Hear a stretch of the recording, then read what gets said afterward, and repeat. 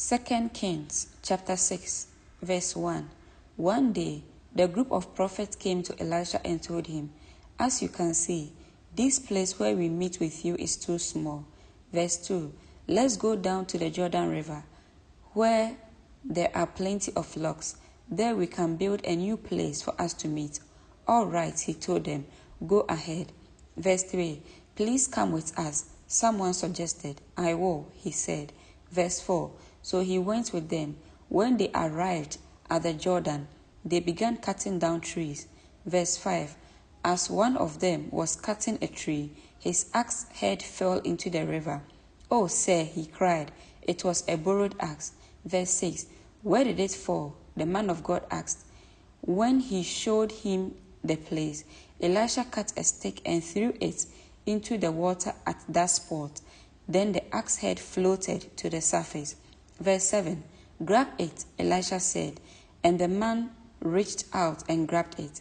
Verse 8. When the king of Aram was at war with Israel, he would confer with his officers and say, "We will mobilize our forces at such and such a place." Verse 9. But immediately Elisha, the man of God, would warn the king of Israel, "Do not go near that place, for the Arameans are planning to mobilize their troops there." Verse 10. So the king of Israel would send word to the place indicated by the man of God.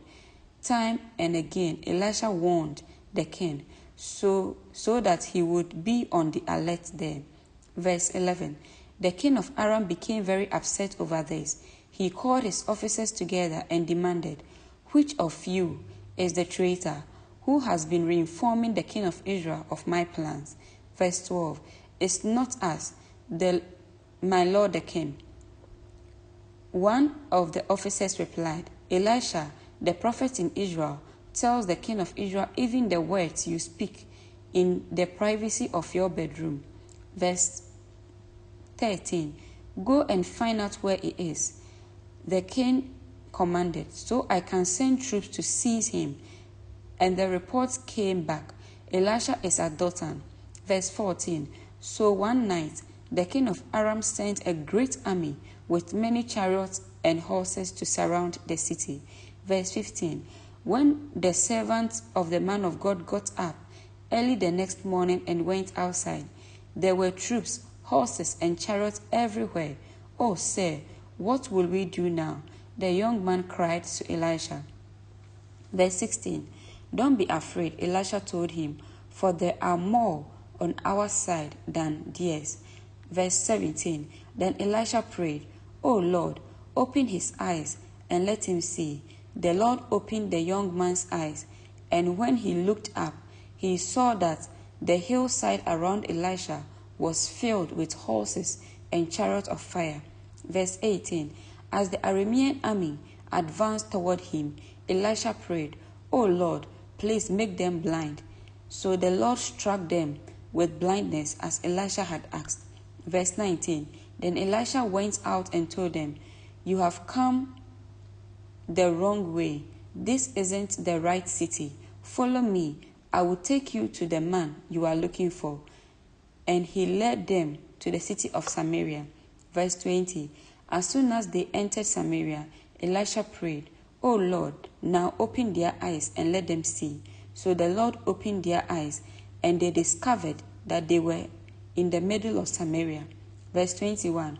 When the king of Israel saw them, he shouted to Elisha, "My father, should I kill them? Should I kill them?" Verse 22. "Of course not," Elisha replied. "Do we kill prisoners of war? Give them food and drink, and send them home again to their master." Verse 23. So the king made a great feast for them, and then sent them home to their master. After that, the Aramean raiders stayed away from the land of Israel. Verse 24. Sometime later, however, King Ben-Hadad of Aram mustered his entire army and besieged Samaria. Verse 25. As a result, there was a great famine in the city. The siege lasted so long that a donkey's head sold for 80 pieces of silver, and a cup of a dove's dung sold for 5 pieces of silver. Verse 26. One day, as the king of Israel was walking along the wall of the city, a woman called to him, "Please help me, my lord the king." Verse 27, he answered, "If the Lord doesn't help you, what can I do? I have neither food from the threshing floor nor wine from the press to give you." Verse 28, but then the king asked, "What is the matter?" She replied, "This woman said to me, 'Come on, let's eat your son today, then we will eat my son tomorrow.'" Verse 29, so we cooked my son and ate him. Then the next day I said to her, "Kill your son so we can eat him." But she has hidden her son. Verse 30, when the king heard this, he tore his clothes in despair. And as the king walked along the wall, the people could see that he was wearing bullocks under his robe next to his skin. Verse 31, may God strike me and even kill me if I don't separate Elisha's head from his shoulders this very day, the king vowed. Verse 32, Elisha was sitting in his house with the elders of Israel when the king sent a messenger to summon him. But before the messenger arrived, Elisha said to the elders, "A murderer has sent a man to cut off my head. When he arrives, shut the door and keep him out. We will soon hear his master's steps following him."